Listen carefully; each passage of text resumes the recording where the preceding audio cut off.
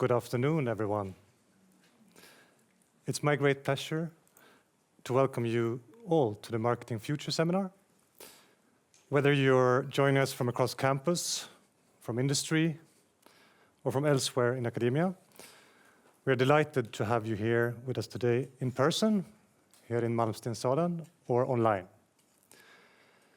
Let me begin by offering a warm welcome to the School of Business, Economics and Law at the University of Gothenburg, and in particular on behalf of the marketing section at the school. My name is Erik Lundberg, and I am one of the section leaders for marketing. Our section is home to a diverse and dynamic group of researchers, educators, and students. Research is carried out at the section and in our research centers, the Center for Consumption Research, Center for Retail, and the Center for Tourism. And we teach marketing on all levels, including a master program in marketing and consumption. And we, at our section, we see marketing in the nexus of consumption, markets, and society. We like to contribute to the debate on sustainable development and the marketing challenges facing our consumption and welfare. We also take pride in connecting academic insights with real-world challenges. That's why we, for example, organize this seminar, right? In collaboration with the Center for Tourism and the Center for Retailing. And this seminar, the Marketing Future Seminar, is an annual event designed to create a space for dialogue around emerging trends and pressing issues in marketing. It brings together scholars, practitioners, and students to explore the ideas shaping the future of our field. We see it not only as a seminar, but also a forum for inspiration, reflection, and meaningful exchange. Each year we focus on a specific theme in marketing, and this year's theme is the power of place, as you might know. Place branding is about more than slogans and or logos, right? It's about identity, belonging, and the narratives that give places meaning. From cities and regions to nations and also digital spaces, the way we brand and experience place is important for local citizens, tourists, investments, recruitment, policymaking, and more. And today we'll explore this topic together. To guide us through today's program, I'm very pleased to introduce our moderator for the day, Emma Björner. She's a researcher and lecturer with expertise in place branding. So we're in excellent hands. I hand the floor to you, Emma. Thank you.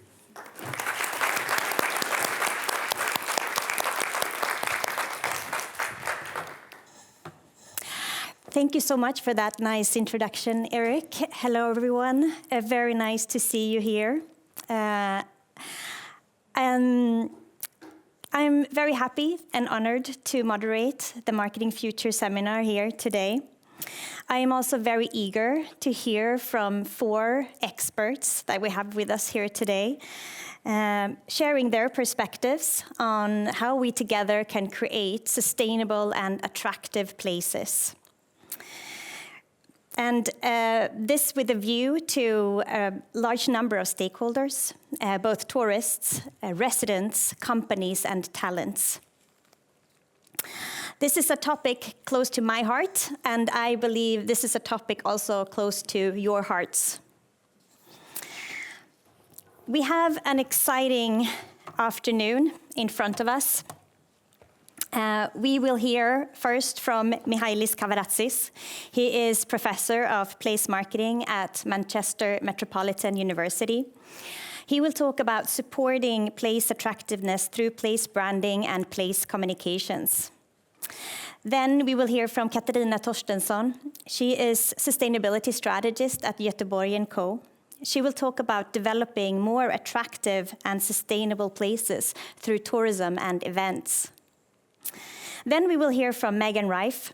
She is Talent Intelligent Lead at Volvo Cars. She will talk about push and pull factors when choosing new places for work and looking into how companies and professionals decide. Last but certainly not least, we will hear from Cecilia Kassinger. She is Associate Professor at Lund University. She will talk about making vulnerable areas attractive.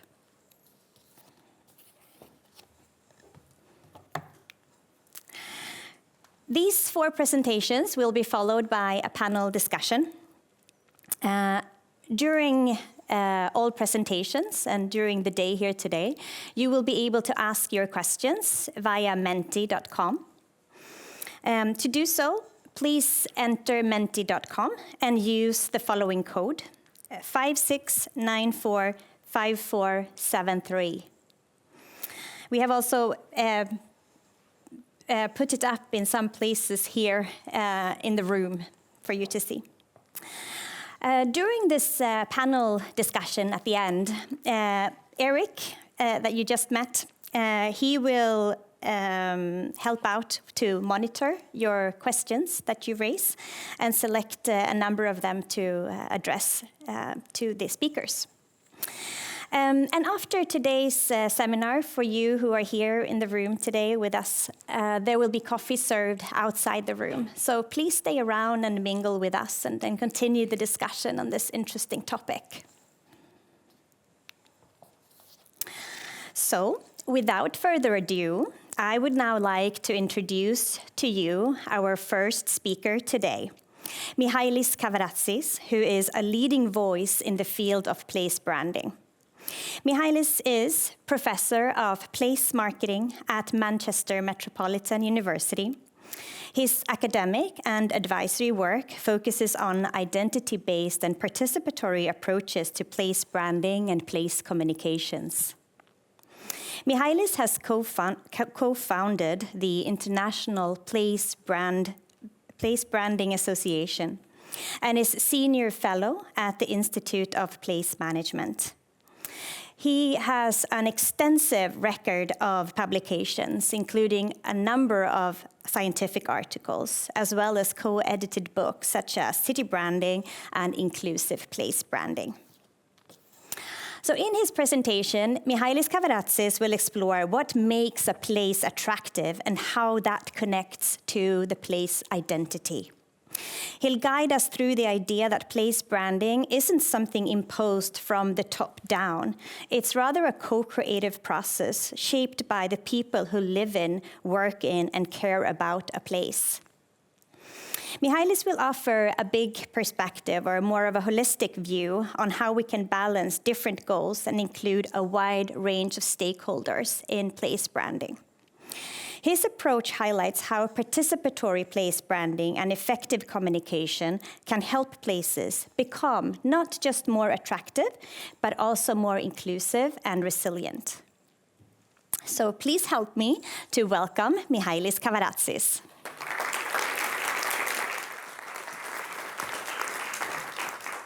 Thank you so much. Can you all hear me? There is some nodding. Thank you so much, Emma, for this wonderful introduction, which I totally don't deserve, but, well, it's great to have anyway. Let me see if I can make this work. Yes, there it is. Well, Emma put it like in the best possible way. That's exactly what I will try to do today. It's a fantastic chance that I have to be here with you today in the lovely city of Göteborg, or something like that in Swedish. Göteborg. In Greek, because I'm from Greece. That's how we call your lovely city, right? So what I would like to do today as the first presenter is put some sort of a wider framework around the much more interesting, I can promise, presentations that will follow. Because the next presenters will be able to talk from their experience, from their perspective, from different sectors, on concrete examples and practices that I think are really much more interesting than what I can do. However, I think there's a usefulness in trying to put everything together in sort of under some sort of framework that explains why we do what we do. So that's what I'm going to try and do. So this is the lovely city of Budapest. I don't know if you recognize it. I think Budapest is an attractive place. That's why I put it there. It's not the definition of an attractive place, because there is no definition of an attractive place, and that's partly what we're going to talk about today. But I think that we can all agree that this is a very beautiful urban scenery, right? I mean, that is clearly, and it has been voted like many times. I'm going to come back to the photograph. The idea that we are discussing today is place attractiveness. Place attractiveness is important. Places need to be attractive. Why do places need to be attractive? Because people, all kinds of people, you and I, at various times in our lives, and to an extent each and every day, make place-related and place-based decisions. So my son will go to England to study in September. That's a place-related decision. He will go to Durham University. That's a place-related decision. He didn't make the decision based on the attractiveness of Durham, but partly he did. That's the thing. That's exactly what we will discuss today.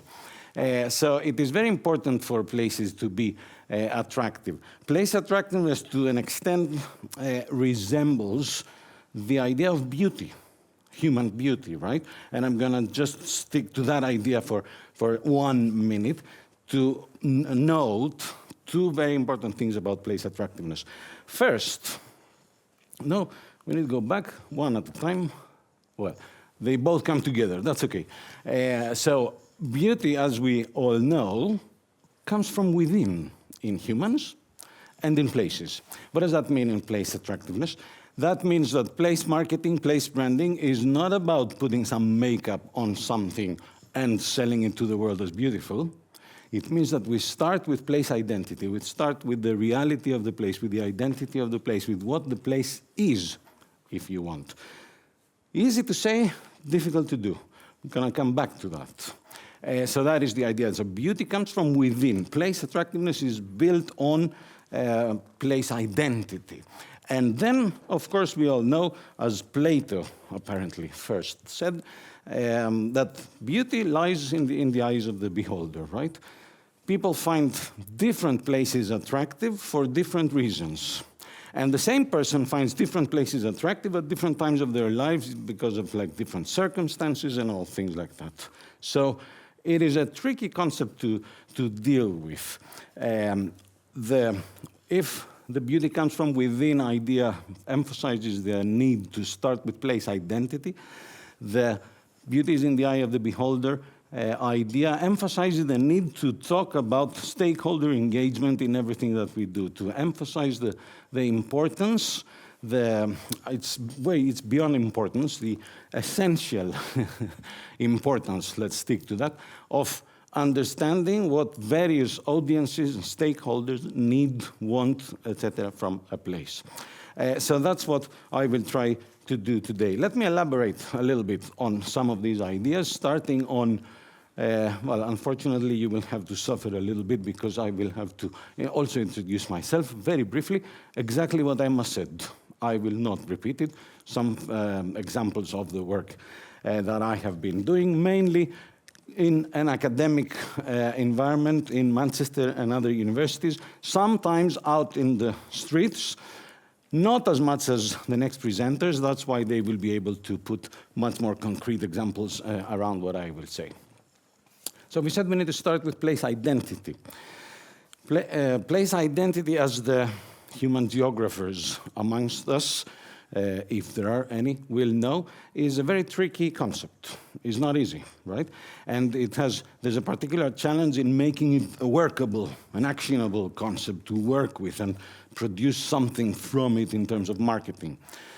So let's just see, for analytical purposes, we simplify it by sort of classifying 4 different components of place identity. And the first is there. The first is materiality, the physical existence, the way a place looks, right? There it is, the buildings, the streets, the squares, whatever.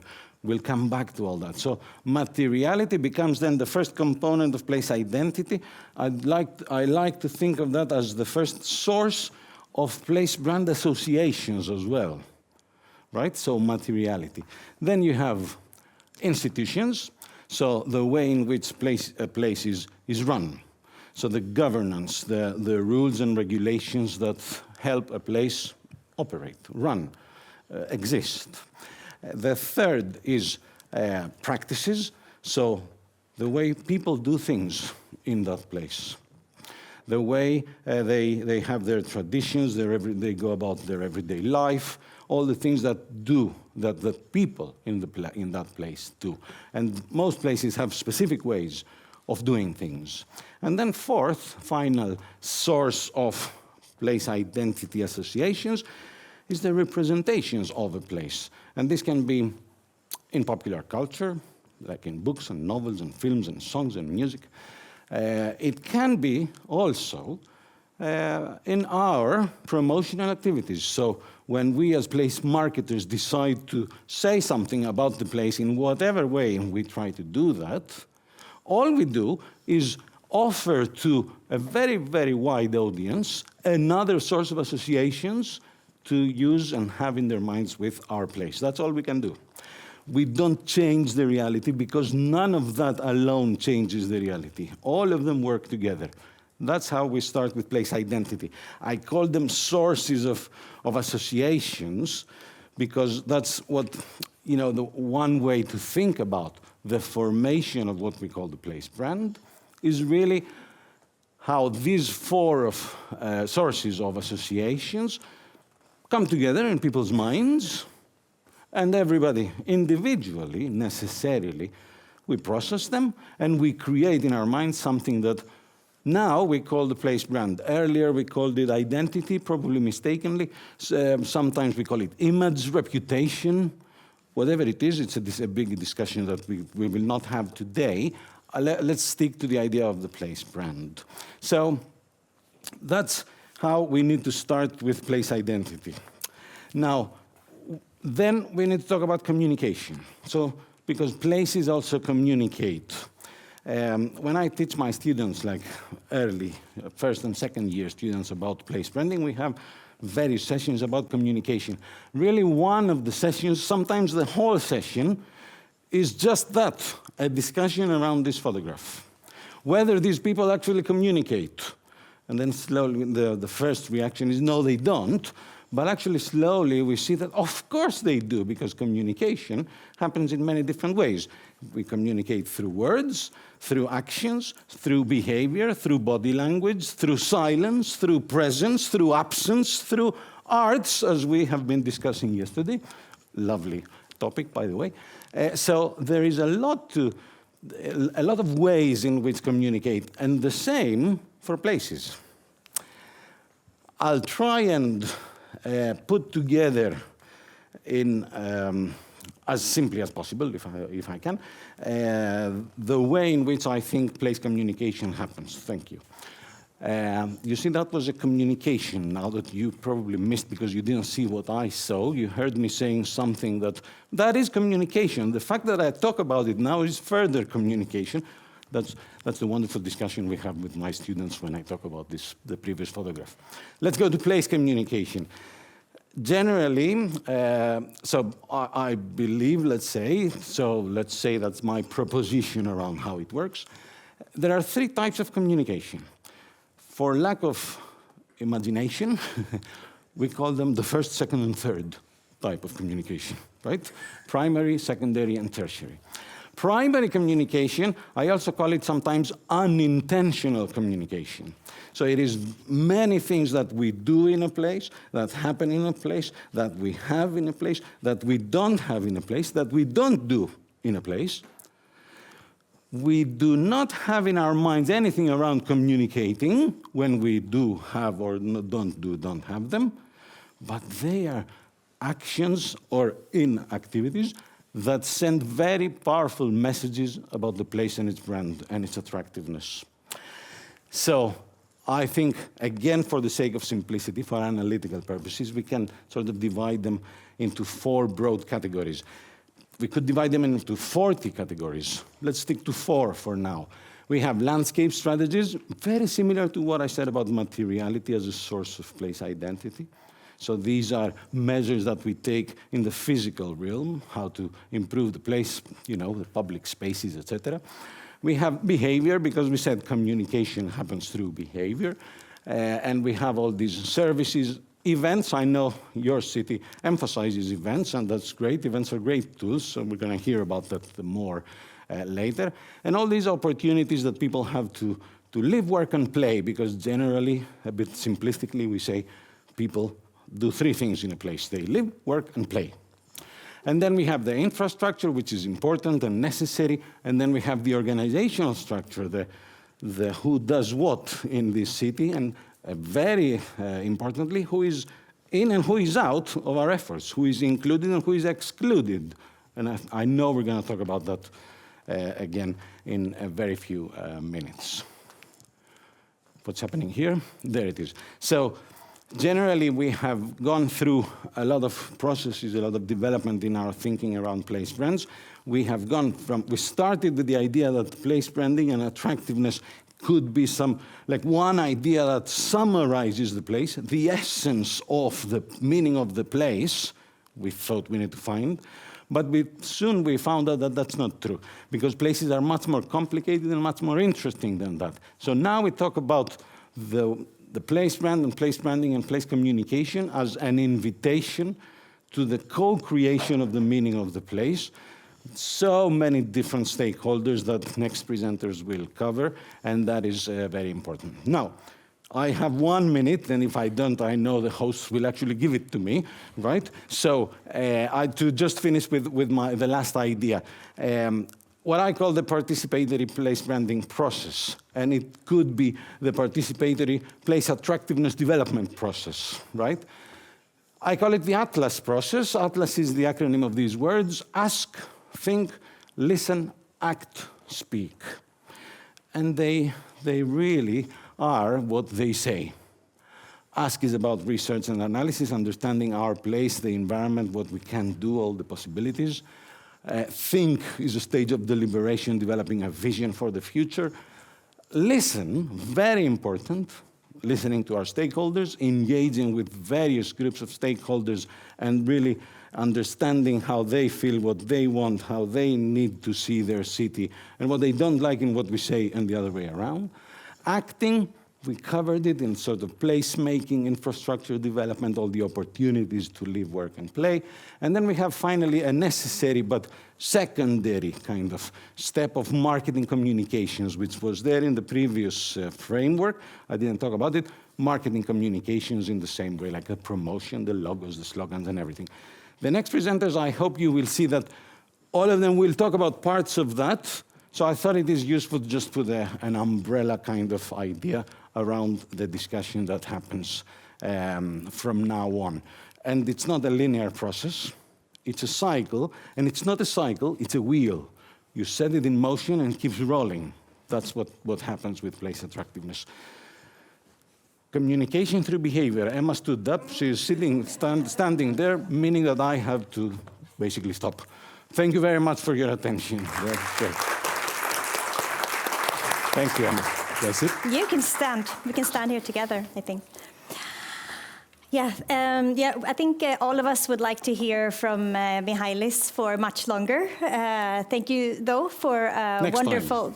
Yes, we would love to welcome you back to Gothenburg again. It's really nice to have you here, and thank you for a very nice presentation.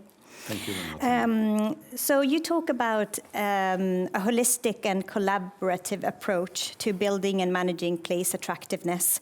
What would you say are some of the challenges in this effort, or when engaging in that? Yes, to an extent, it's a kind of a romantic idea, this inclusive, participatory, approach and process. I think the main challenge is to balance the conflicting, very often, and different needs, and necessarily, not by bad intention, necessarily different and conflicting interests of various stakeholders. Mm-hmm. So I'll tell you the former tourism, what was he? He was chief marketing officer of the Costa Rica tourism office, Daniel Valverde, maybe you know him. He was saying that I was hired because I was good in the marketing industry as an advertiser and everything. I thought I would be doing marketing, but 80% of my job was stakeholder management, really. You need to talk to all these people, bring them together, make them sit in the same table. That's not as easy as it should be.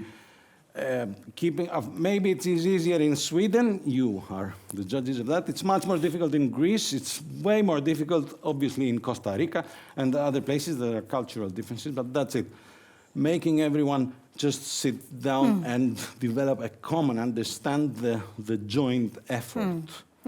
So that would be challenge number one, I think. Good, good. I think we can get back to more challenges also in the panel discussion. I just wanted to ask you also, how does all this that you talk about and focus on place attractiveness, how does that relate to sustainability?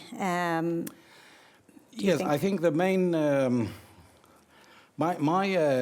because it is a little bit difficult for me, at least, to understand the physical, so the ecological sustainability, because I'm not that kind of a scientist, I focus on social sustainability. And I think place branding is a very powerful community building tool, and it's not used as such. So that's what I would like to see, that if we do use place branding as a tool to bring people together, to create community, the feeling of belonging and everything, I think that this is the key to, helping places move towards more sustainable futures, especially in social terms. And of course, the economic is there because it's supposed to help the tourism sector, economic development, and all these things. But I think the trick for me is the social sustainability that remains untapped a little bit, the potential, I think. So, Great. Thank you, Mihailis. I think we will come back to these topics about collaboration, about sustainability in the context of place branding, and place branding is a powerful tool to drive sustainable development in places. But thank you so much, Mihailis. Thank you. Thank you.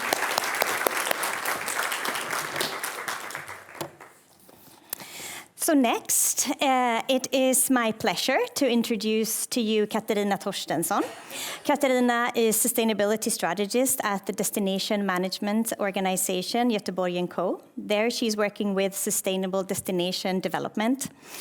With expertise in tourism, events, and sustainability, Katarina has helped position Gothenburg as a leader in sustainable tourism, recognized by the Global Destination Sustainability Index.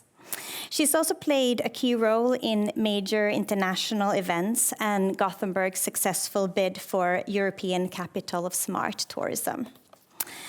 In her presentation here today, Katarina Torstensson will explore how tourism and events can be powerful drivers of sustainable development in destinations.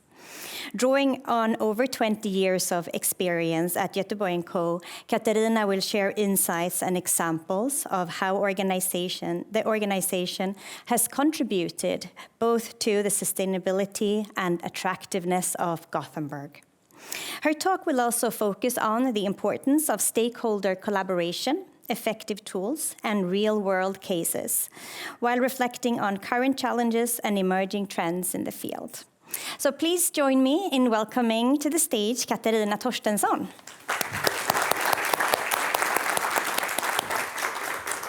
Wow, that was something. Makes me even more nervous now. And the short version is actually Jack of all trades, master of none.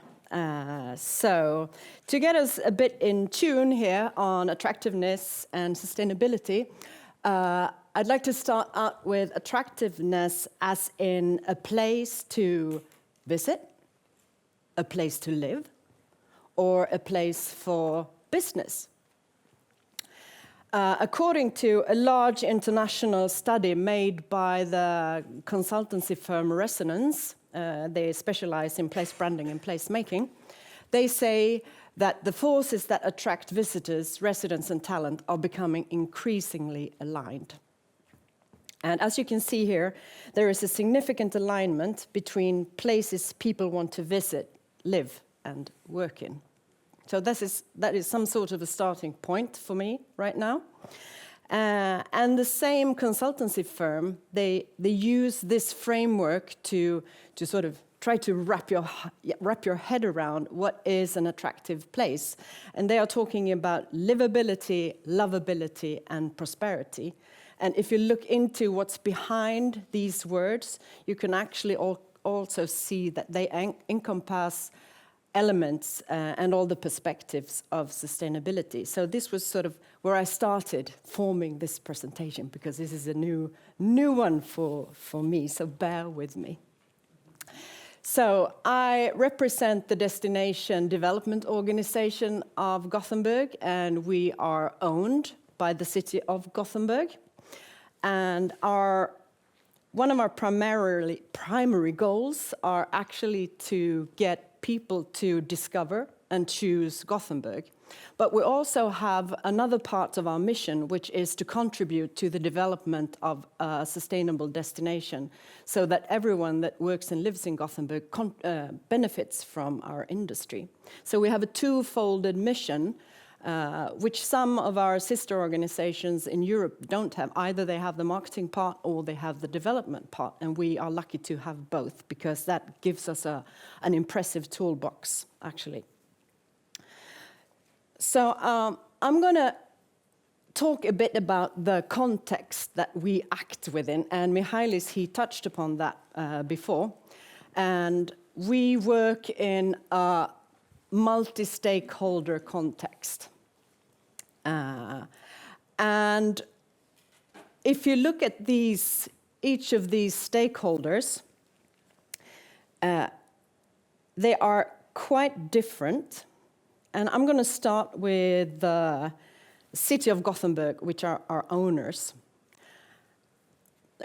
Back in history, the primary thing for cities to finance a DMO was for the contribution to the local economy and job creation. But what we can see now around the world is that more and more cities and places see the benefits of tourism in developing in a wider society. So they want also our industry to contribute to other societal goals. So in Gothenburg, for example, we have really ambitious goals around climate and environment, but also around becoming an equitable city in terms of integration and inclusion. So of course, the city wants us to contribute to that as well. If we look at the tourism industry, which is also an important stakeholder for us, that is a super diverse group of stakeholders. We have large companies and we have small companies, we have family-owned companies, and we have large chains. We have companies coming from different sectors, and we have companies that are non-profit and profit and public in terms of business models. So it's a really, really diverse group of stakeholders, but still in one sort of cluster, and they're in it for they need resources. They need tourists to come into town so they can keep on having their businesses. And then if we look at the visitors, what we see now is that they are really, really into authentic experiences. They want unique experiences. That is really important to that stakeholder group. And for other industries, it's very much about having quality of life, because they're interested in talent attraction and talent retention. And quality of life is also really important, of course, to the residents. But what is interesting about the residents is that it became really clear during the pandemic, because there we could clearly see that the residents, they so missed having fun in the city. They missed the events, they missed eating out, and they missed all those experiences that also are interesting for the visitors. So there are an overlap, of course. But they don't want their daily life to get interfered or interrupted in a bad way due to tourists. So that is one thing that we keep track of, the resident sentiment, to see that we are aligned. And in our latest measurement, we could see that about 76% of Gothenburgians, they thought that, well, it's quite all right with tourists. We have room for more, or this is just right. So we keep track of this because they are actually our most important target group. And then, if you put another layer on this stakeholder map, we have the time perspective. If we go to the city of Gothenburg, they have a really long-term time perspective, where 2030, 2035, 2050, and even 2070 in some of their plans. While you go to the tourism industry, a friend of mine, a former hotelier, he said, like, short term is before lunch, long term is after lunch. So we have these time perspectives that we have to balance as well. So this is really, really tricky. But if you can get these stakeholders aligned, if you can get them to sort of sign up for shared goals or shared visions, you have a really powerful tool for development and positive change. And that is one of our roles. I see it as a destination organization to actually try to balance the interests of all these stakeholders. Because, as I said, that is a powerful tool for development. So we have one overarching, like, long-term ambition in Gothenburg, and that is to continue to work towards becoming a more sustainable destination. And what do we mean by that?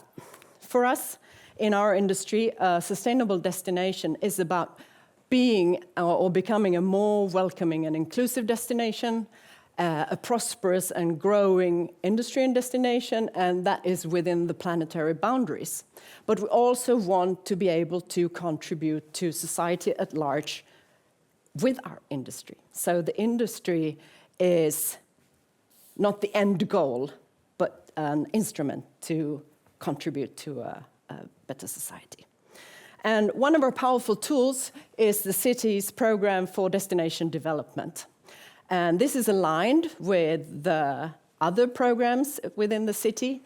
And its most powerful feature is that actually the visitor perspective gets a place at the table in urban planning processes, which hasn't been the case formally. And this is really, really important to us. And this is what this tool has helped us with.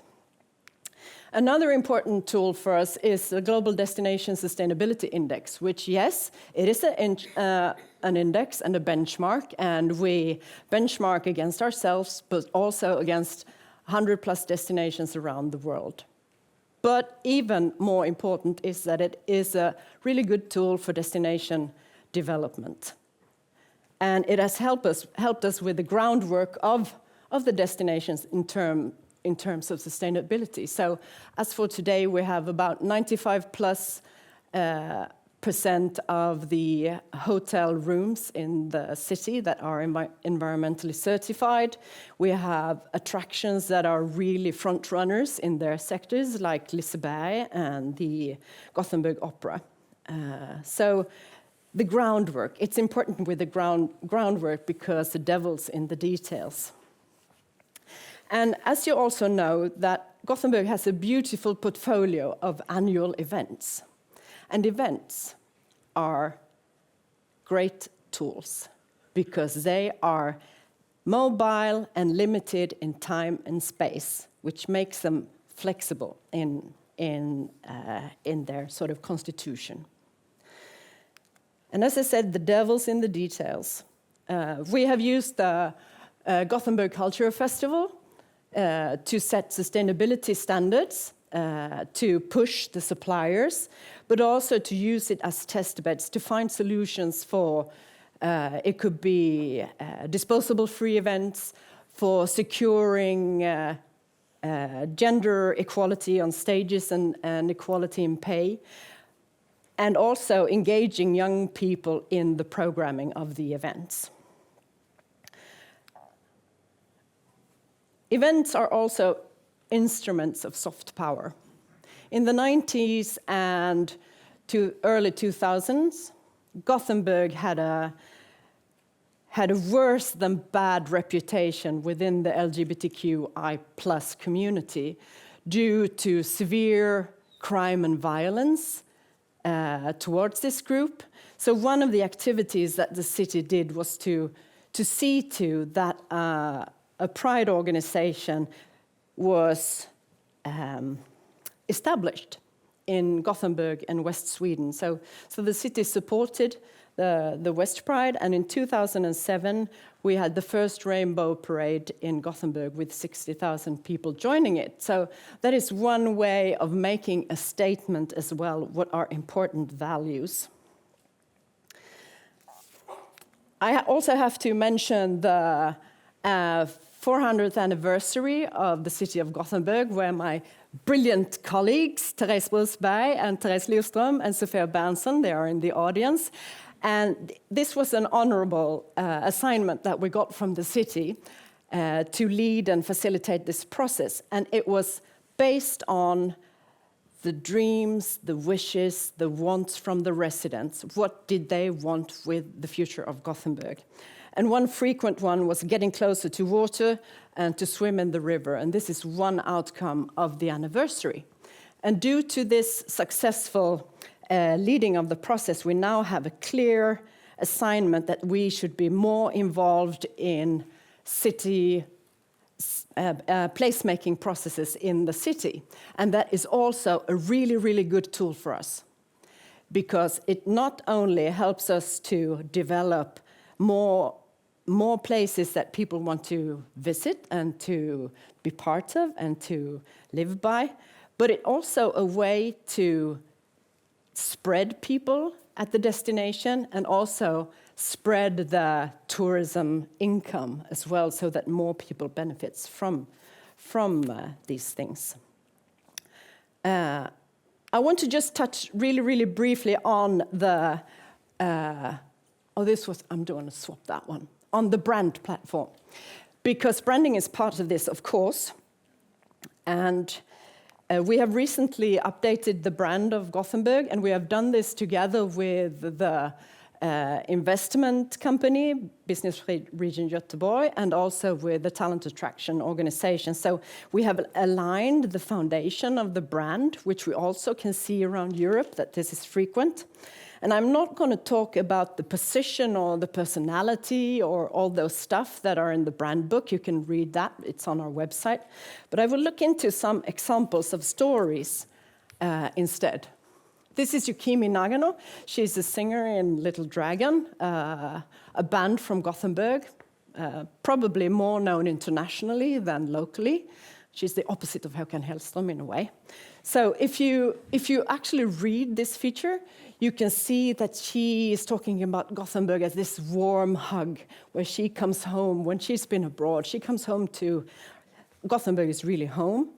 And also the tips she gives is like creatives, and it is sustainable bakeries, and they all sort of tick into the brand. So Gothenburg is home, warm, welcoming, inspiring, and sustainable choices. So spot on brand.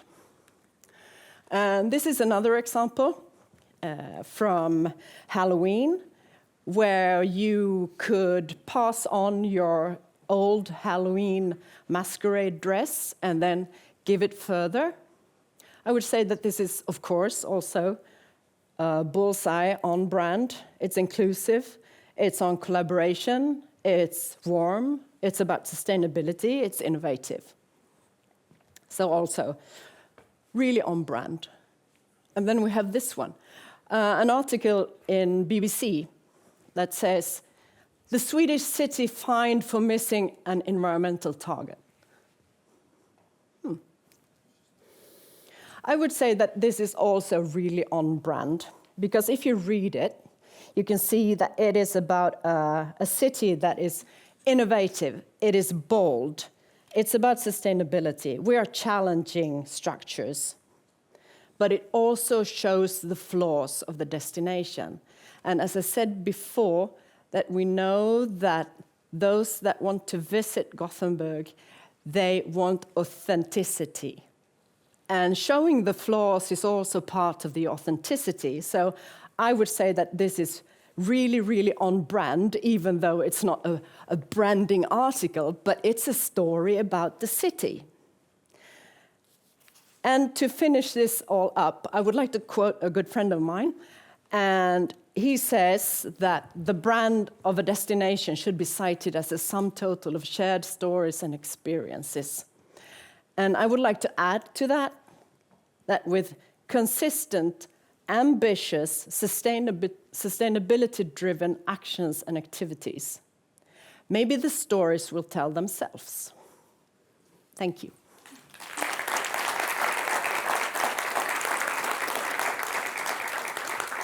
Thank you so much, Katarina, for a wonderful presentation. Very insightful, and it's impressive to hear about the story of Gothenburg's development. Yes. So please reach out to my colleagues and yes. like to delve into things. Yes, we'll stay around for some coffee afterwards so we can discuss more. Yes, so there's a lot to talk more about. What would you say are some key challenges when it comes to sustainable destination development? In terms of branding and communication, I would like to lift another expression that is the falling into the sea of sameness, because many destinations, they brand themselves or have an identity that are sort of like the same. You have to dare to opt out on things or really know what to manage and what to market and be sharp in your targeting. And I think that can be difficult. Yeah. And we talk about sometimes the uniqueness paradox. Yeah. So in the aim to be unique, you actually become similar to everyone else. Yeah, great. And then if we look into opportunities, what opportunities do you see going forward when it comes to sustainable destination development and looking at Gothenburg as a case, for example? I think these days,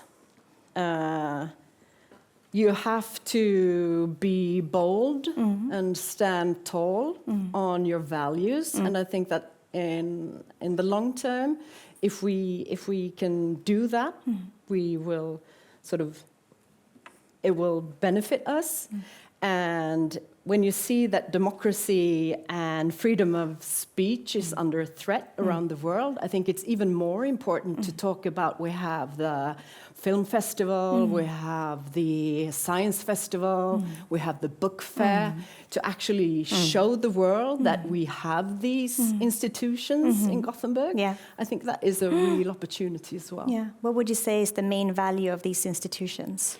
It is freedom of speech and culture in itself. So I think those are important, especially these days. But also to still work on the environmental aspects, because there are not only signs but also facts that say that we can't sort of ignore it, because that will payback time will come faster than we might think. Yeah. Great. Thank you. Thank you so much, Katarina.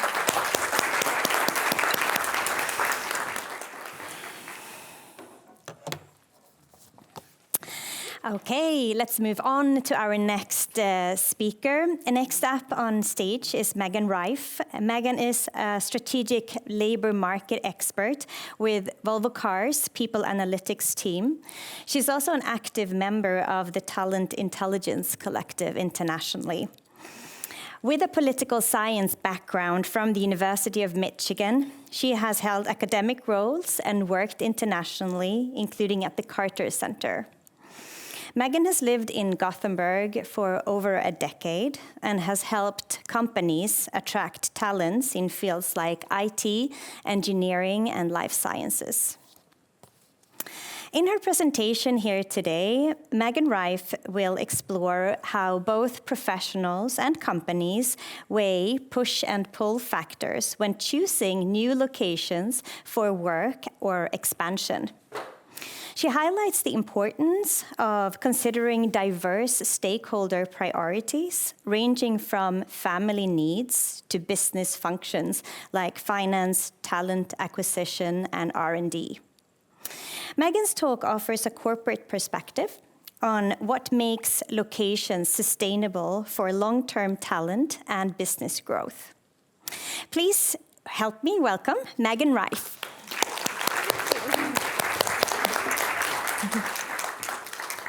Thank you. I think I might cough, so. Yeah. I am so excited to be here. Thank you for the warm introduction and the opportunity to be here. I love the image of the warm hug.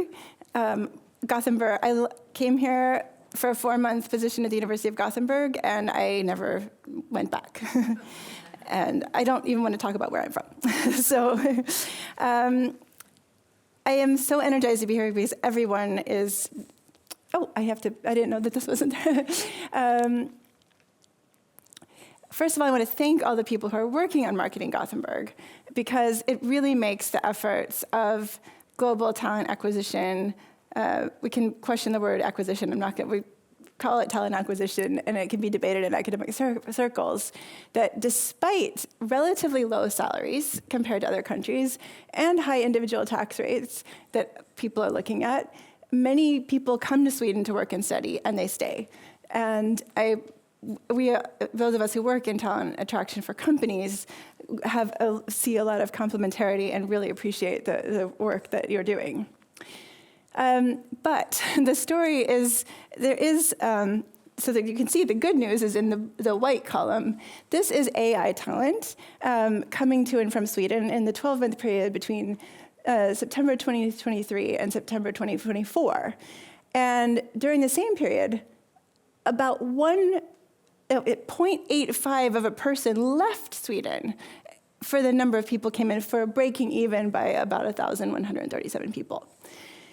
I want to show rather than tell what talent intelligence consists of in labor market analysts. It's just one support function that goes into the input that companies make. So one thing that people look at is the churn of talent. This isn't just for AI talent. The source for this is LinkedIn Talent Insights. You can contact me later if you want to know more about sources. And I can see that the red isn't showing up the way it would have at home. Material science is about a 1-to-1. Semiconductors, electronics, about 0.73 people leave for every person we bring here. And it goes, so this is for all of Sweden. So it's not just AI talent, and this is also increasingly blue-collar talent. So where is Gothenburg pulling people on average? Where are we getting a net gain? And where are we getting a net loss? And this is for AI talent, but the similar patterns, and this is for May 2024 to May 2025 for Gothenburg, this shows it. So in Sweden, we lost 127 people to other places in Sweden. And then India, their net losses to India. And we'll talk about that later and why. So our expectation of where AI talent is coming from and going should shape perhaps our marketing to those audiences. But I'm going to go quickly through these slides to get the flavor of the kind of things that companies are looking at. They look at, if I'm going to go to a city and open a new office, what does this talent churn look like? Are the people we hire going to stay? Because it costs more, as you know, to keep a customer, to find a new customer than to keep an existing customer. And the same is true with talent. And then we have another look, if we look at AI talent, they had to be educated here, but 29% during this period, so people who earned a degree in the past year and left Sweden, 4 EU countries, that doesn't include other countries, the pointer doesn't work. So KTH is in Stockholm. They're one of the top universities in Europe producing AI talent. 5,312 left, got degrees in the past year with AI skills. It doesn't mean they had a degree in AI, they got AI skills.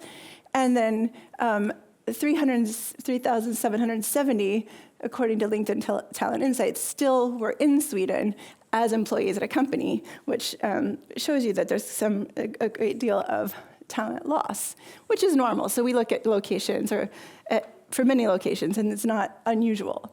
But why are some professionals leaving Gothenburg? expectations.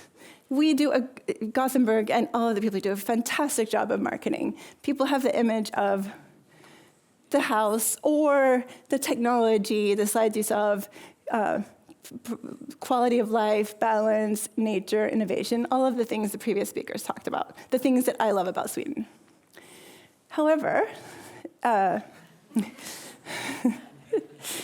reality, a couple of people I recruited, I need to check my timer, recruited from overseas, a guy from Kenya, tech talent, worked remotely for a client, and waited a year and 12 months for him and his wife and baby to get a visa to come from Handelshögskolan. They were super excited to come to Sweden. They bought into this beautiful life balance. And then after 8 months, he said he was going back. So I said, can we talk about this? And the story he told was, well, for example, my wife, she's alone at home, and she has to book a tvättstuga. And she has to go with the key and figure it out, and it's completely mystifying. And then she has to schedule it. And a story that I shared myself when I first moved here, at 10 o'clock when the tvättstuga closes, the water just shuts off. And if you didn't have your timer just right, your clothes are wet. And I cried, and he told that story. Back in Kenya, his grandparents and a community to take care of the baby. A huge house, 2 cars, chauffeur, a cook. I lived in Pakistan for a year as a student, and I had the same thing. So we have to have a little reality check of the assumptions that we're making about the reality. So another reality, if you attract someone, you have individual career mobility is really important. And spouses have a difficult time. So often people come here because one person has a job, but the marketing is often excellent, including by companies. So it's not just the Gothenburg, but your spouse isn't gonna have any trouble finding a job. But if they don't have certain skills, they're not employable. So there's a limited career mobility. And then if you come here for one of the big companies and you're an English speaker, and then you want to move around to new companies, our firm density is rather low. So firm density is another factor that people consider. So this is the factors that talents consider. And so for both professionals and companies, this is really a high-stakes decision. It is something that we want to think maybe about place as a product. And the product features are not controlled by the people who own the product. So the city doesn't control Migrationsverket. The city doesn't control tax rates. The salary picture, which is often determined by negotiation between unions and companies. But this is something that happens. So I'm not going to go into details. It's small text because I want to show you there's so many criteria that there's a lot of things in math that goes in. Talents will look at tax rates, candidates coming from abroad ask about childcare, all the details. So the tvättstuga is just a symbol of the things that can go wrong. For example, we had a candidate from Mexico, also had the 2 houses at home and a nanny. They couldn't get childcare for a year. So she was supposed to be working, but her husband was also working remotely. And the first childcare they were assigned was in Borås. It's like they're going to drive from Gothenburg to Borås every day to get the childcare. So the stakeholders in the decision are very important, and they involve the family, the grandparents, the people you need to take care of back at home. I have aging parents I'm worried about. And then within the company, a lot of you talked about industry, but within companies, you have different people who are saying, well, we care about talent supply, but we also care about customers. And I'll show a slide later with more of the criteria, but there's so many different stakeholders within a company, so that talent supply and location and place factors that have been mentioned here are just a few of the factors. And some of them are national level factors that the city has no control over. So I think we need to talk about attraction. There's great success, and you can see from the metrics, we're bringing lots of AI talent to Sweden, students and professionals. But the decision factor, so people will be interested. The first phase of a product is that someone's interested, so they're excited about coming here, visiting, living. And then they start to look at tax rates, so then there's a drop-off in candidates at that level. So people start to say, oh, but am I gonna have career mobility? So we have plenty of people from Tesla, Facebook, global companies interested in working for the clients I've worked with in Gothenburg. And then you start talking about their salary progression, stock options, and their career mobility. And they want to know where they can go next in their career. And a lot of people in Sweden, because there's some big anchor companies in the city, people have been with the same company for many years, 10 years, 15 years. But the new reality of the labor market is people want to learn and change, and so they want to know, well, what other companies can I work for? And so maybe you can go back and see, I could work for Volvo Cars, Volvo Trucks. But then some companies, even if they're English-speaking, have whole departments that are Swedish-speaking. So the reality of language is also a challenge. And so the decision factor is important, and then the stay factors. So the decision factors are often more about math than about identity or place. And the pull factors, even when you get something here, so it's not just the city is doing a fantastic job. I love the activities here, and I plan to retire here. I've fallen in love with it. But there's a lot of pull factors. So for certain types of people, there's the headhunter effect. Just for technical R&D battery talent, these are some statistics. 79% of the people with PhDs and master's degrees have R&D battery talent in the world get contacted by headhunters in the past year, and 60% of them interviewed. They get very high salaries. There's really it's a global market for this talent pool, so they can go anywhere. So the pull factor, it doesn't matter how wonderful the city is if someone offers you a house. So some countries will offer battery talents, house, stock options, and so on. And this is out of a city's control, but I just want to keep that in mind. So how are we different now? A lot of companies and people will say, well, oh, this labor market thing is just fluctuating, it's normal fluctuation. And why is it now different?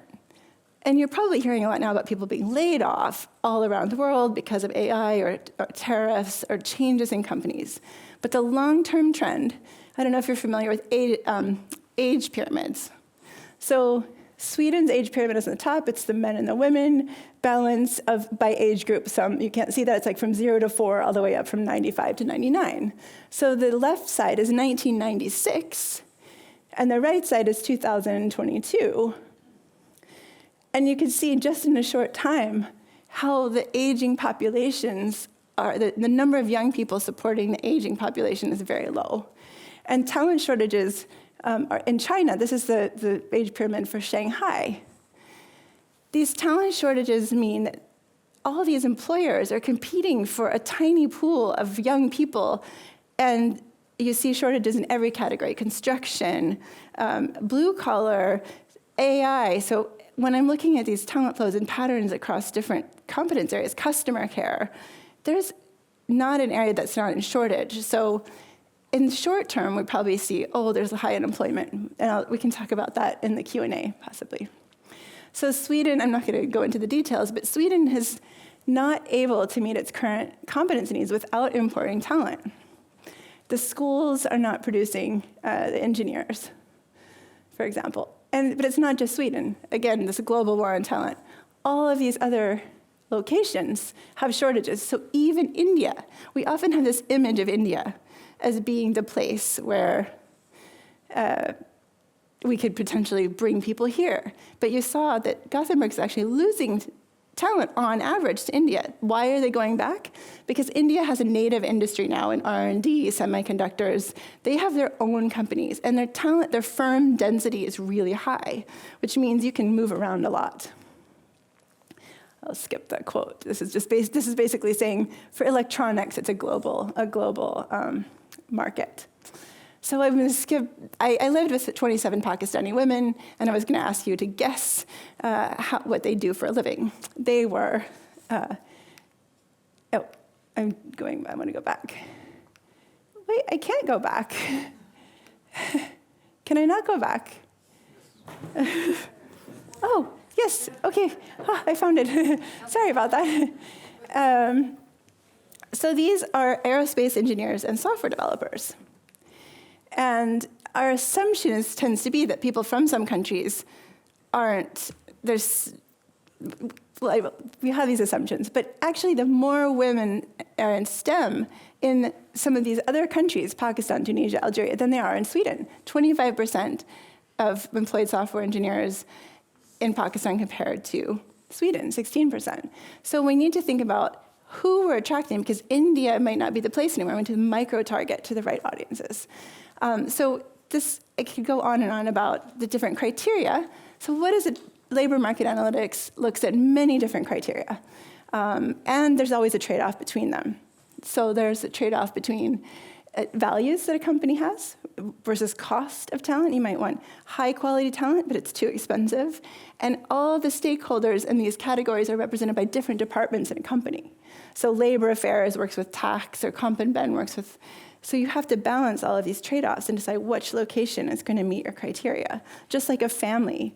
And the family makes the trade-off of whether that tvättstuga, can they live with the tvättstuga, and does all the wonderful activities and the beauty, does it make up for that?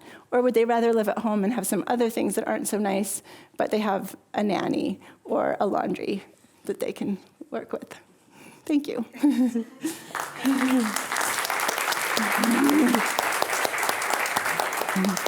Thank you so much, Megan. Very interesting. You mentioned that we are hearing a lot about high unemployment in Sweden, in Gothenburg, around the world due to global economic shifts, tariffs, AI, and so on. Why would you say cities like Gothenburg still need to attract talents from overseas, considering this situation? Well, this is a problem that's... That's good. There's a mismatch. So there are a lot of people here, and there are so many people, but they're studying things that aren't as much in demand by employers. So because of the aging populations, the people are not studying the things that are needed, and there aren't enough of them. So the volume of people, so it's a bit of a catch-22, because firm density, like bringing more companies here, would help solve some of those problems because they maybe need more diverse types of talent. But if they don't see the talent pool is there, they are also less likely to come. Because now, in the past few years, I think it's moved from like 65%, according to SEB, are making their decisions about location focusing on talent and not on it used to be suppliers, customers. It's all that's very important, sales and customers. But talent considerations are influencing 68% of location decisions. So I think we need to always bring new people and work with the universities, but the universities need to be producing the volumes necessary to hire within the country. Great, thank you. Thank you. And you also mentioned the connection between sort of the product or what the place is in its kind of its broad sense, and versus what is communicated or branded, and the need for alignment there, which is tying into, I think, also concepts like authenticity that was mentioned before. So I think that's really interesting as well. Okay, great. I think we continue in the panel discussion with some more questions. Thank you so much, Megan. Thank you.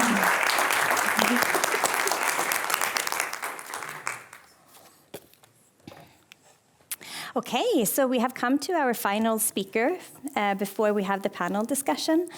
It's Cecilia Kassinger. Cecilia is Associate Professor at the Department of Communication at Lund University. She holds a PhD in Business Administration with a focus on marketing. She has researched, written, and worked on place branding from a Nordic perspective for more than a decade.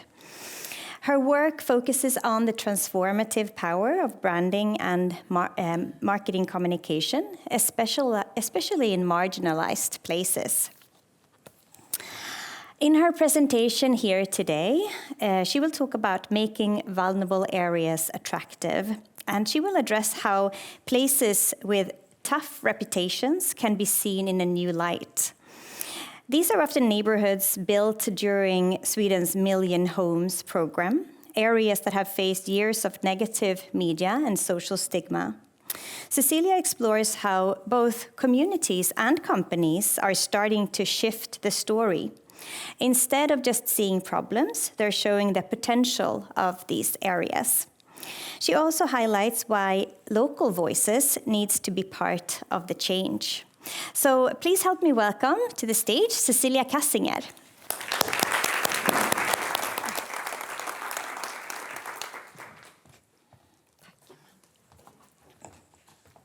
Okay.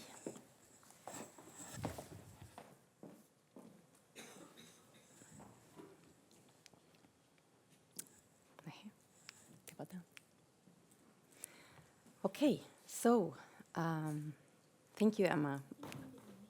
Yeah, here. Can you hear me now? Good. Okay, so this statement is kind of founds the background to what I would like to talk to you about today. Tell me where you come from, and I will tell you who you are. Where we come from shapes not only our life opportunities, but also how we see ourselves. And the point that I would like to make today is that we do not define ourselves, others define us, and places play an important role in that. And especially attractivity and tourism can help us define the meaning of places and communities. In the past, I've been focusing on safe places and attractive places. I say sometimes that I have focused on places that are too attractive or too unattractive. So both of these dimensions I've explored during my research for since 2016. And my point of departure is always that places are imagined. And that how they are experienced by residents and visitors, and even how residents define themselves, are dependent on the stories that we tell about places. And here I see a potential in branding and marketing communication in redefining these stories. So the project that I would like to speak about a little bit more today is a project funded by the R&D fund of the Swedish Tourism and Hospitality Industry, BFUF. We are several researchers in this project, not only me, and we also have a great reference group consisting of municipal housing companies and private housing companies, and also Botkyrka municipality, which is home to 3 especially vulnerable areas. And the purpose of this project is to generate new knowledge of the role of tourism and hospitality industry in marginalized and high-risk areas. And the particular focus here is on attractiveness and social sustainability. We have chosen to focus on especially vulnerable areas in Sweden, and I will go into what that means in a second. But the overall goal with our research is to shift the focus in vulnerable areas from safety to attractiveness, thereby strengthening the societal relevance of tourism and tourism research in urban peripheries. I'm sure you're all familiar with vulnerable areas and what that is. It's not an essential feature of a place. It's a label created by the Swedish Police Authority to shed light on places that are characterized by or identified as characterized by high levels of crime, silent culture, parallel societal structures. The Swedish police force, they have 3 categories of these areas. So you have vulnerable areas, high-risk areas, and especially vulnerable areas. And especially vulnerable areas are areas where these problems are particularly severe, and they are also the focus of the project that we are having at the moment. Here you find major obstacles for police and blue light authority to work in these areas. So there's a specific focus there. And as you can see in the map here, these areas are also located around the major cities. So they're largely urban areas. So Malmö, Stockholm, Gothenburg, and we have added Helsingborg also because I live in Helsingborg, but Helsingborg is not one of the major cities in Sweden. But they also have, so in the south part of Sweden. In the north part of Sweden, as you can see, the one the area that is like in the northern part of Sweden is actually in Borlänge. And, you know, Sweden is such a big country, so we have only reached half of Sweden when we come to Borlänge. So most of these areas are found in the south part of Sweden and in the urban areas. Vulnerable urban areas have been struggling with a negative reputation in the public discourse and in media for a long time. So they have been places that do not matter, as it is called in the international literature, for decades. So this is not a new problem. What has happened in the maybe past 2 decades is that the problems have grown worse, and that the organized crime has also increased in these areas. Sweden currently have 59 vulnerable areas, and as I said, they're characterized by this high crime, by high crime and so on.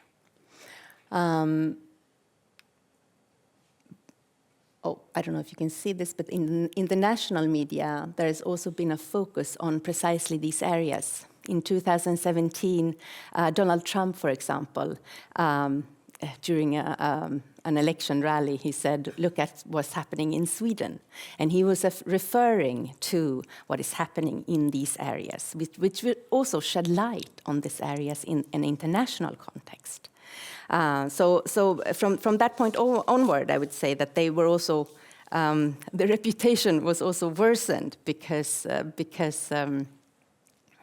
they also became part of, I don't know if you want to call it disinformation, but a kind of a negative spiral around news reporting around of Swedish vulnerable areas.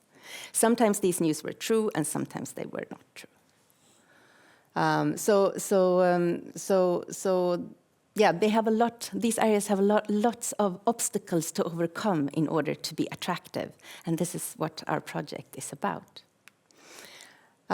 We're focusing on 5 municipalities and over 10 areas that have this classification as especially vulnerable, as I said. And the methods we're using, I'm just going to say something briefly about that. They include walks and visits, participant observations, interviews with a large group of stakeholders, such as municipal housing companies, destination management organizations, the municipality, but also with residents and local guides and visitors. Some of the challenges then to turn these, if you can call them tainted places, into attractive destinations has always been that it has been a problem with engaging local communities in this type of work because of these cultural silences, because of the isolation also of these areas. So what we are focusing on is to how to attract then visitors in a sustainable way, while also supporting the social sustainability of these communities. Previous attempts have typically been characterized by a top-down approach. They've been driven by the municipality and not by the residents who live there. There's also a project fatigue, if you will, in the areas where the residents are involved in so many projects that they don't see the use of them. There's also a sense that the place branding projects are more from the elites and more from, maybe not benefiting those who live in the area and so on. So there are many obstacles also to overcome in order to create attractivity in vulnerable areas. But as I will tell you, there are exceptions. And for the rest of the presentation, I would like to focus on these exceptions. Yes. So how can we reimagine these vulnerable places, the who and how and what? So the first example of a strategy which is used in some of these places is guided tours by young locals. This is from Lövgärdet, which is close to here in Angered, in the Gothenburg municipality. Lövgärdet is also classified as an especially vulnerable area. And in this guided tour, which is co-organized between Lövgärdets young local guides and Tiki Toot, which is a tourism company partly funded by Poseidon and Victoriahem, which are two housing companies in the area. They are offering tour guides for visitors. And me and my colleague Ola Tuvesson, which I usually do these walks with in these vulnerable areas, we took this guided tour and got to listen to the stories that the young locals told us. And they told us that the guided tour is an attempt to take back the area, not from criminals, but from the media. So the guided tour is a way for them to try to reframe the narrative of Lövgärdet and to tell the story that they recognize. They told a lot about what it's like to see your teacher being shot outside the school, what it's like to see your friends selling drugs and so on. So there were many also narratives that confirmed the stereotype that maybe we had of the area. But also there were other narratives that we didn't know of, and that changed at least our conception of Lövgärdet.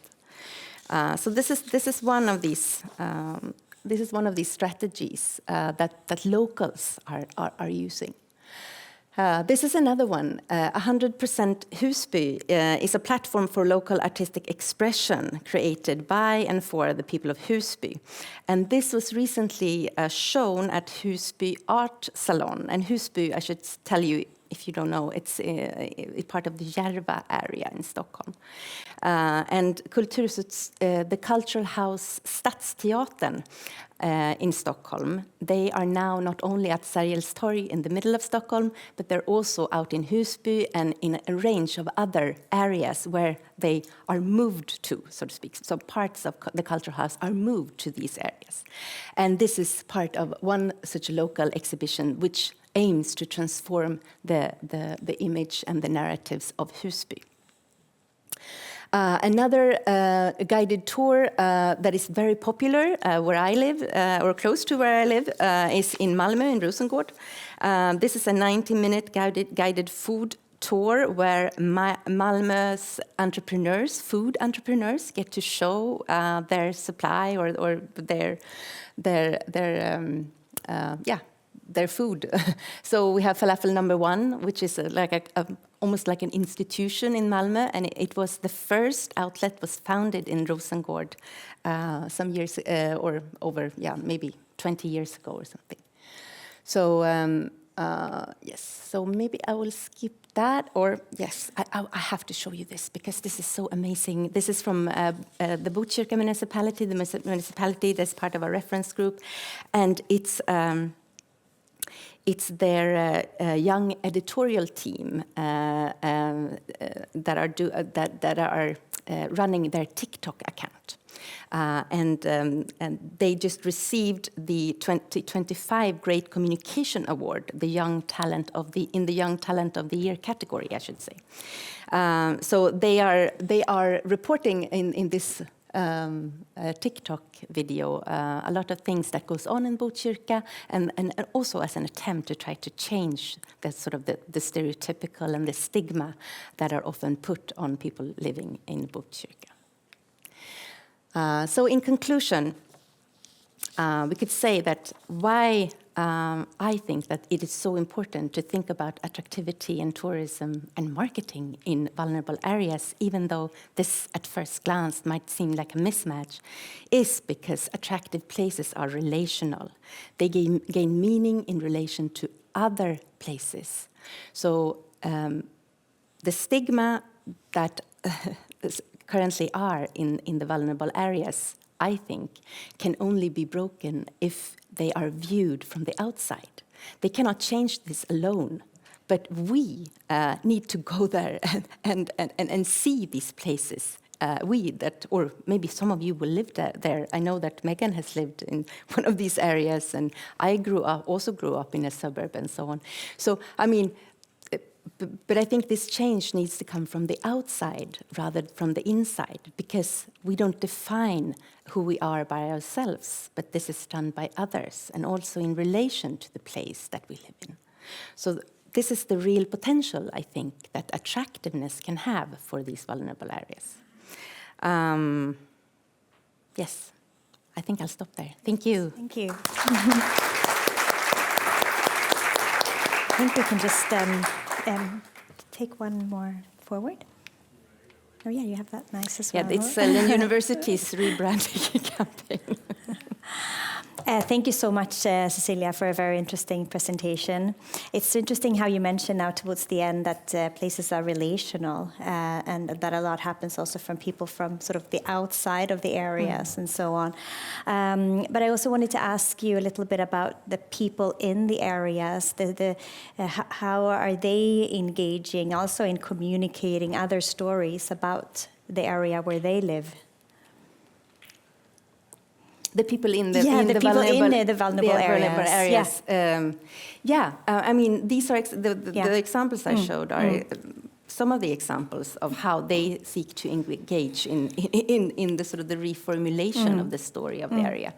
But I mean, yeah, it's also very diversified. I mean, some people are very interested in doing these things, and some people, as I said, are also very tired of these projects because they think that, you know, these projects are not needed in any other areas. Why is it needed here?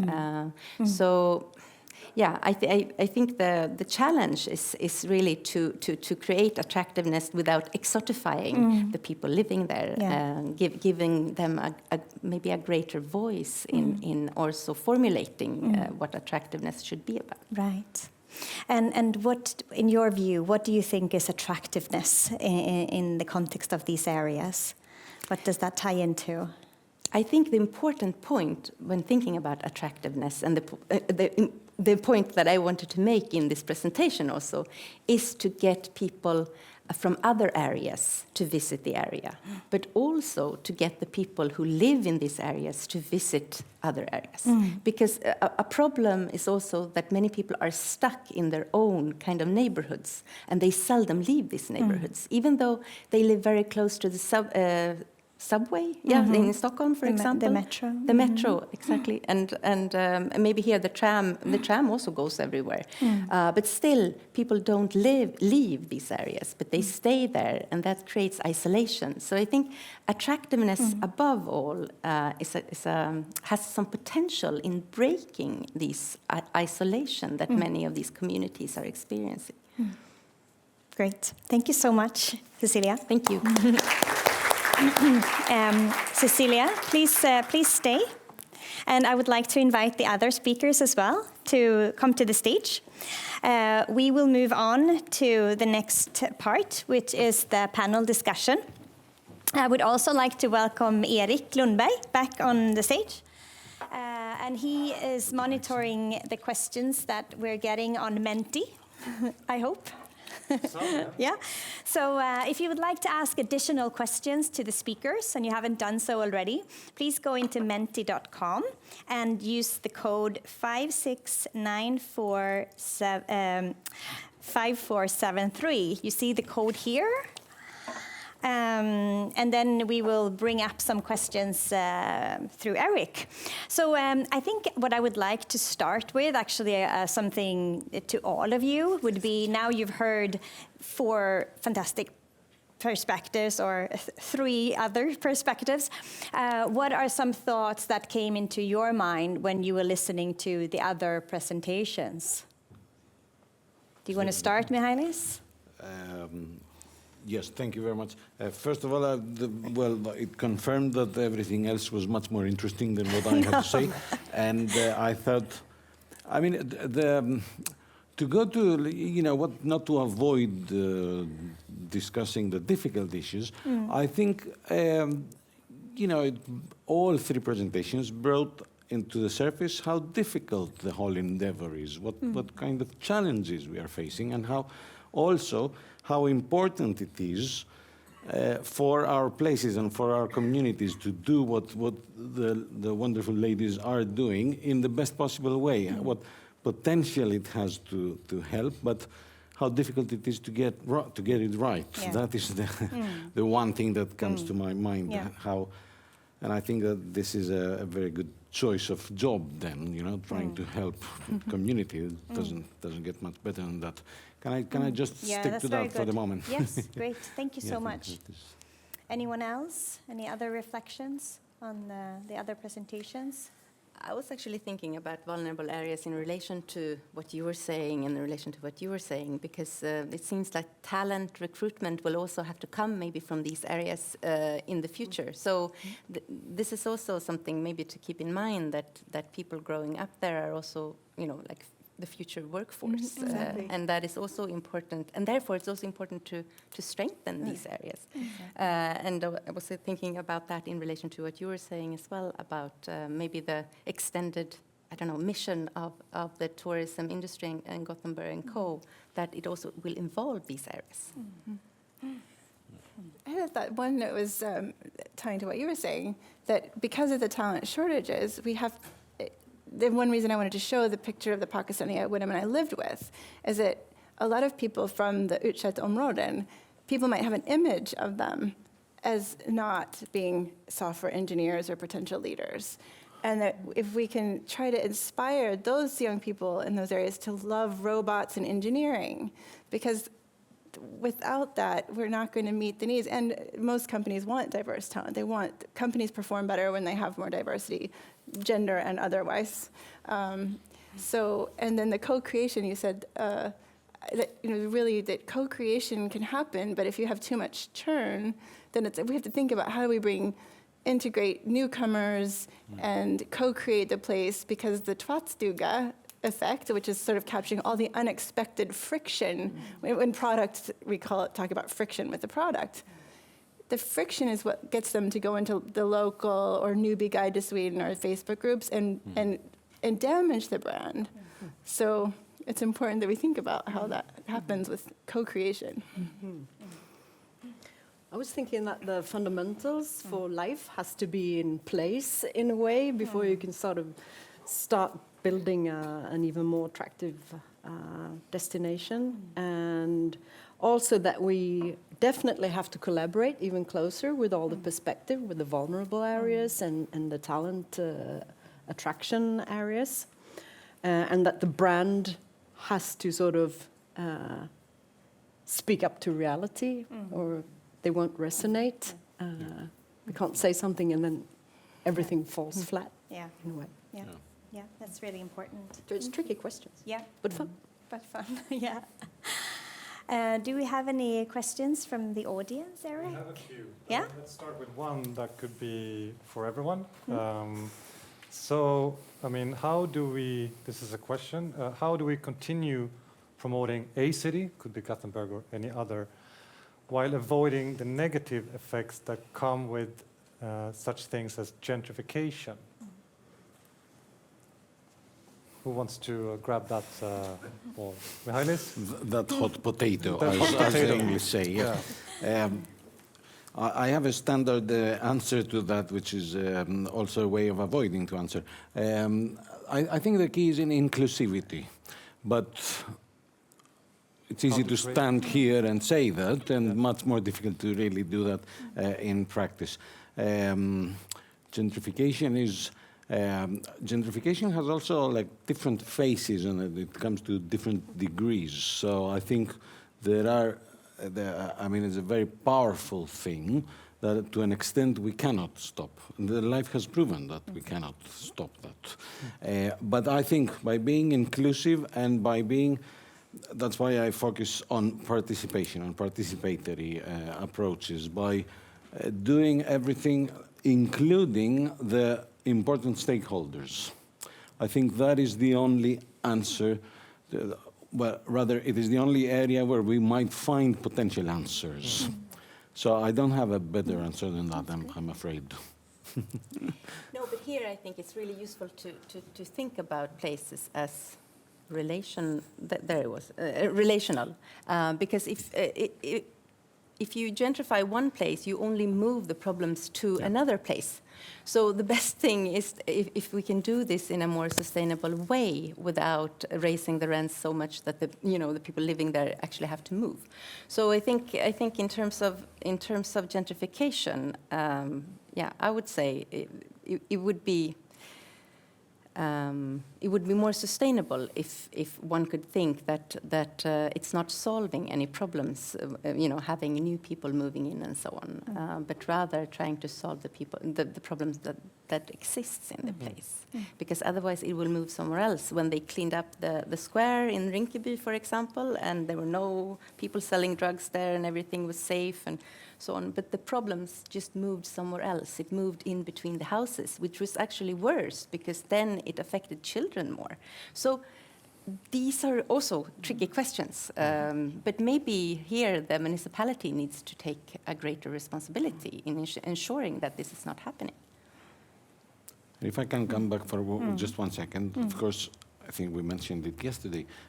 The common solution is mixed use of spaces, creating places where a lot of things are planned to happen. But also in practice, this has shown to be, like Cecilia says, the problem exists, the problem will appear somewhere, even if there is mixed use. So it's a very difficult thing to deal with. Yeah.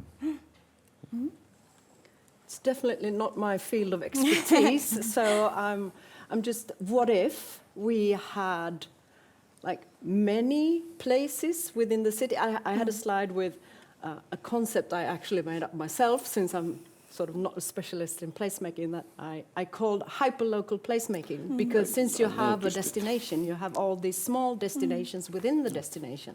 And if you have enough of interesting places, then maybe gentrification wouldn't be interesting. Now, as I said, this is just me sort of what if thinking. Hyperlocal placemaking is, we are dealing with it in Manchester. We have people who love this. It's a new idea, and I'm going to put you in contact with them, because it provides solutions, small solutions to bigger problems, but they build up and they create bigger solutions slowly. So it's a very good idea. So we can take a second question. Mihalis was mentioning this. Maybe it's about participation, so participatory placemaking, as the question concerns. Is this effectively promoted by institutions? Is it difficult to work with? I mean, Gothenburg & Co. has maybe some insights in doing that efficiently or not. So is it difficult with this participatory approach, which we should work with, right? Yes, we should, and I think there is a really nice example from the anniversary project, where they had this reference group of young people that was some kind of participatory approach, I would say, but maybe not in a specific place, but all through the process. I think the difficulty is probably to get the diversity, and so balance the voices, so it's not only the loudest one that you hear and set the agenda. I can just add that it's extremely difficult with co-creation and participation, because it's difficult to recruit the right people, as you say, and like a diversity of experiences, but also people in especially vulnerable areas then are very tired of also participating in these projects. So I don't know what a good solution would be, but I think a better solution could maybe be to give people resources, or give people sort of more meaningful, or engage them in more meaningful ways, rather than this traditional workshops that we usually do when we do participatory place branding. But maybe it should be organized in another way through the local associations or through meaningful interests that they themselves have, instead of being organized around a place branding project, maybe. I don't know, but it seems to be challenging. I can just add, I think when it comes to sort of co-creation, of course, we think of different stakeholders, we think of residents and other stakeholders, but I think also, especially when we talk about place communications, and you mentioned, Mihailis, like place communication and place branding, it's not only about marketing and communications, it's much more. It ties very much into place development. And in that sense, there are important stakeholders in co-creating the place that works more with communication, branding, but also place development, place making. So then we need to come together and co-create also with a number of stakeholders with different responsibilities in a city, for example. Tying into that, I think going forward and developing attractive places, what would you say are important stakeholders on that path, and how can we go forward with a more sustainable place development together? That was a big question, maybe. Well, one thought I had is the quantitative data, being data-driven. Yeah. And one thing I didn't quite get to is that, well, the first of it, I don't know how the city is branding itself, but a lot of companies do employer branding, and it's like, we call it spray and pray in recruitment, where, you know, if you've ever get a message from a recruiter that just is impersonal, and it's like, oh, do you want a job? And they didn't even look at your profile. But the same can be true for place branding. It's like, well, who are we marketing to? And that's what I was thinking. We have this image that we can bring talent from India, but that's maybe not true anymore. Maybe we need to bring people from Algeria. I live there as well, and they happen to speak English. That be data-driven. So I tried to show a lot of data to say, we can also find data, for example, relocation companies, talent acquisition people, they might be able to fill out a survey and quantify a bit. And in LinkedIn, Talent Insights has information about what talents want in different locations. So getting that sense of creating personas about what different people need, deciding who are the personas, and then figuring out not just a focus group, because people do get exhausted, but maybe collaborating with companies to do surveys. Great.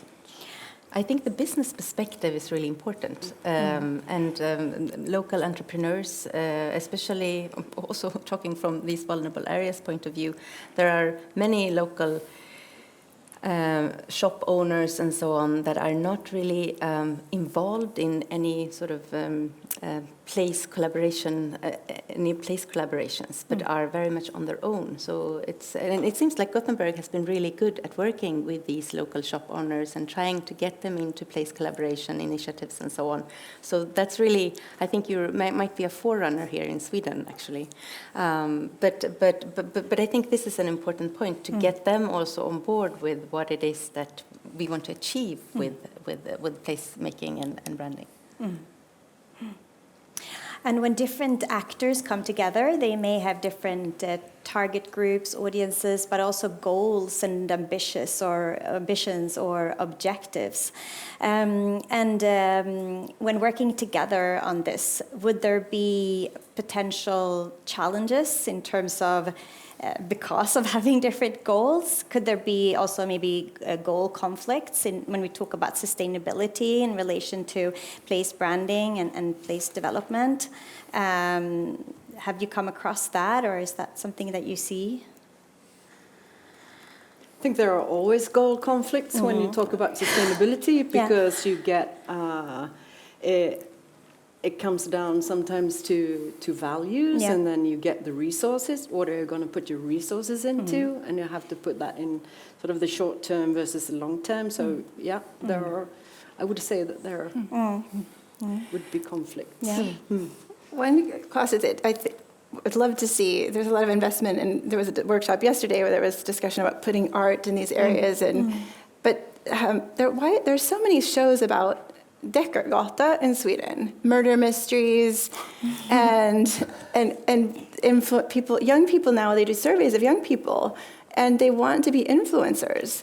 And the cost of the companies, that people are busy with their jobs, so they might not have time to go out and teach kids in all areas, but especially in the utsatt områden, in the exposed areas, that working with robots is exciting. Or when I toured the factory at Gothenburg, and I know people who work in the factory, and it's in a fantastic position. And then people are shocked to know that you can make more working in our factory, where you're moving, it's better for your body, than making some doctors make with their first few years. And people, when you tell people that, they're shocked. So I think, how can we, this participation in getting people the message that there are great careers in companies, because the labor shortage has to do also with the fact that people don't know, and then they study something that the employer doesn't need. And then they're depressed because they can't find a job. But maybe as kids, they just need, instead of a Deckargata, a show about robots and what people are doing with them. It's super cool. Yeah. I think there's always a tension between the growth imperative in tourism and social sustainability, because it's a kind of different logics. So maybe that is a tension. But I also think that another greater problem also for vulnerable areas might also be that there are also power interests in defining also certain areas as problematic, and maybe placing also problems there, because that means that the problems do not exist here. So I can be safe in my area because I know that these problems are safely kind of encapsulated in other areas. So I think that is also a problem that is inherent in these also, more sort of high-risk urban areas. Any other questions from the audience area? From the audience, we have two questions which are, they are posed very locally about Gothenburg, but it could also be, I suppose, relevant for other places. So this is an example then. Is it not a problem if the brand Gothenburg is so clearly built upon environmental and climate issues or questions, if the tourist visitors put this perspective low in their decision when choosing a destination? So it's a bit of a critical question, but assuming that they put this low in there when they choose a destination as well. It's interesting that the Gothenburg brand is connected so strongly to environmental and climate specifically. It's hard to say if that would be a pro or a con. It depends on the target group, I would say, if it's connected to the brand. But it's an interesting question in terms of course, if we talk about other things. So if you brand something and you're not in it's not in sync with the visitors or the ones wanting to move here.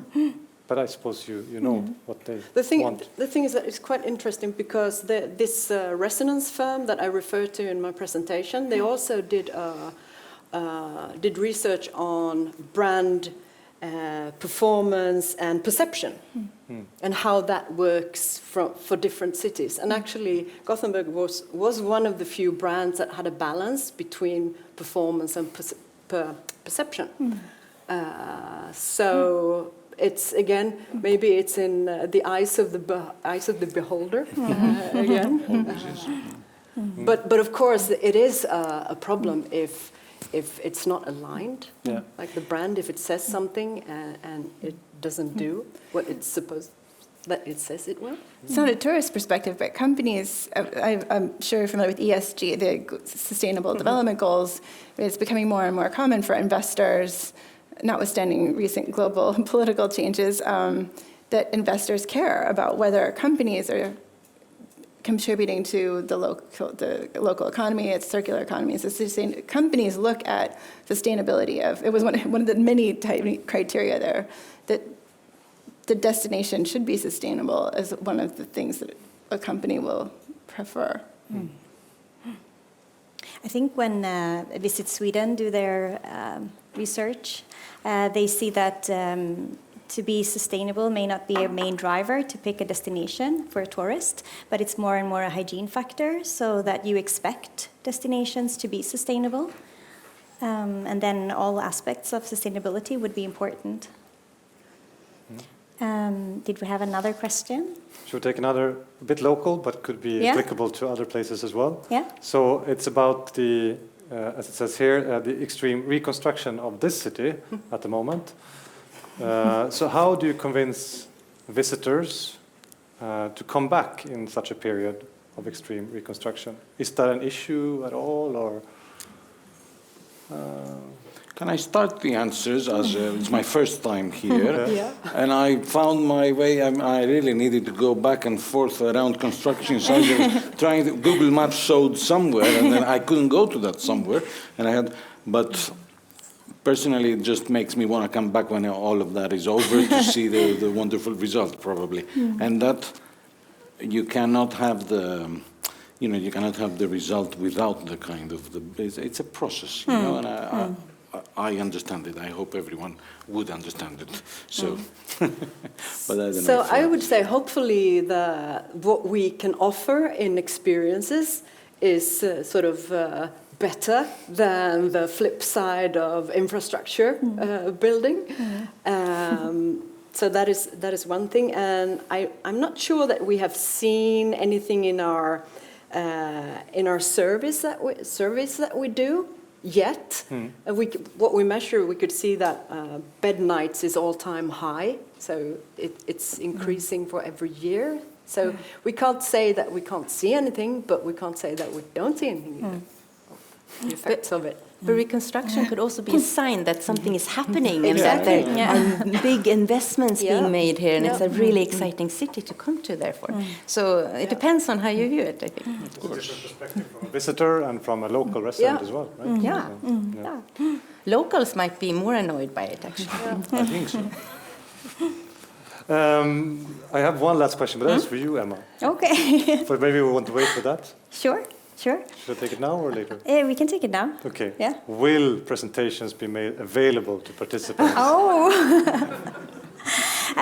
This seminar is being recorded, and it's going to be available on the school's website in a few days. We'd have to consult the speakers afterwards to see if it's possible to share the slides as well. But at least it's going to be possible to view it afterwards. Yes, okay. So we talked about place branding and how branding can sort of create change towards more sustainability, more sustainable development. Would you like to address that a little bit more? Maybe starting with Mihailis or. What do you mean? In what way? Like how? Place branding. Yes. How can that be a force to create change towards more sustainability, more sustainable development? First, I think it can. I agree with you, actually. Definitely, there's a lot of potential if it is understood and used sort of well, or to that direction at least. I think the main link that I see is that place branding is a tool that can sort of influence people's behavior, the way in which people form attitudes and then they behave. So if we make it, if we link the two with place branding and sustainability, then we can sort of help people or support them in any way enacting sustainable behaviors. That's where I see the real connection. So for me, it is not about saying that we are a green city, we are a great city, we are whatever it is, but it is like how we are working towards a better future. That's why I don't mind construction. It shows we are working towards a better future. That's what we need. That's what sustainability is, actually. So that would be my connection. Great. It sounds to me that it also then ties into a participatory approach where a lot of people are involved in the process and are committed and encouraged to also engage in this development Yes, together. and I think to go back to how challenging that is and how you can never include everyone, obviously, and everything. But I think the effort to include more and more itself is a very powerful message about the brand. That's what we need. It shows we are interested. We are here for you. That's what we need. If the result is like exactly how we want it or not, that doesn't really matter. It's the process that matters. That's my view. Great, thank you. If I should continue, I think you have to sort of, as I finished my part of the speech with, you have to take action that are sort of solid and in their sustainability ambitions before you put it in the brand. So you are true. What you say is actually true. And then maybe it's also, maybe we should sort of change the narrative around the green part of sustainability and talk more about quality of life, like clean air and more trees and flowers in urban spaces is a thing for quality of life, but also for biodiversity and keeping emissions down. And authentic is local communities and local produce. So put other words, so you sort of talk to the feelings instead of the rationality of people. Yeah, Great. I think so. Yeah, thank you. Any final reflections from Megan or Cecilia? I just have a thought about thinking of the friction that can happen that's unexpected. There's a lot of research on customer service. If something isn't going well, if you make an effort to remedy it, or onboarding the newcomers, and there's so many organizations that are doing a great job of that, but setting the expectations and looking at all these different criteria that maybe companies look at, and thinking about how we of course that's very practical and probably sounds very commercial in nature, but to stay attractive and bring firms here, we can think about, well, what criteria do companies use when they're thinking about a location, and then which of the features or friction points are the most important? Because there's so many different, all of the speakers like, wow, there's so many different aspects to this. How do we prioritize which ones we would invest money in as a society? It could be trying to get support and change policy at the EU or Swedish level, and it might be regional or it might be local. And it depends on the cost and the trade-off. And how do you get the Tvättstuga effect to not be outweighed by the headhunter effect with new talent? So what can you give them that makes like nature or something that outweighs these friction points? Short answer, yes, I definitely think that place branding can contribute to especially social sustainability, because it's about recognition also, to recognize different people, different places and so on. And when people feel recognized, they also feel that they have agency and feel that they can do something.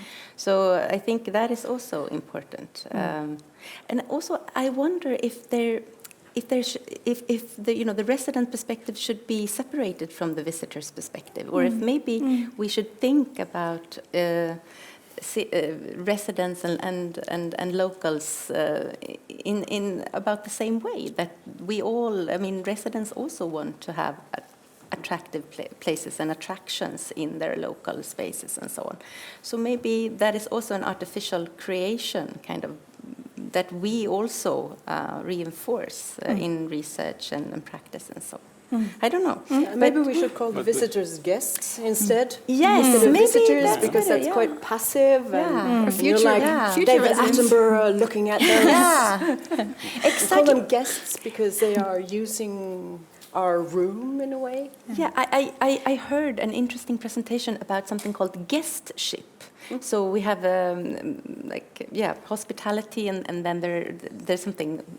They try to launch something called gästskap or guestship, but that is also a way of redefining also the tourist or the visitor and so on.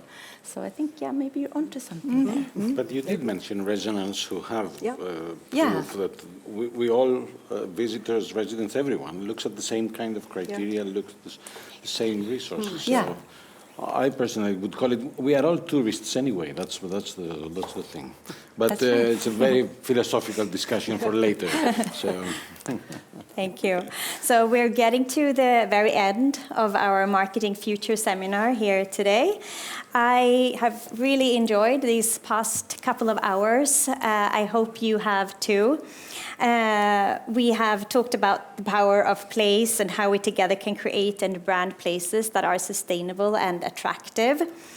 As a token of thank you to our excellent speakers, we would like to hand over a small gift. And the first one goes to Mihalis. Thank you so much. Oh, great. Thank you very much. And it is Towards a Sustainable World, right? Yes. That's the book. Thank you very much. Exactly. That is Edited fantastic. by scholars here at the school. Thank you Thank you so so much. much, Katarina. Thank you very much.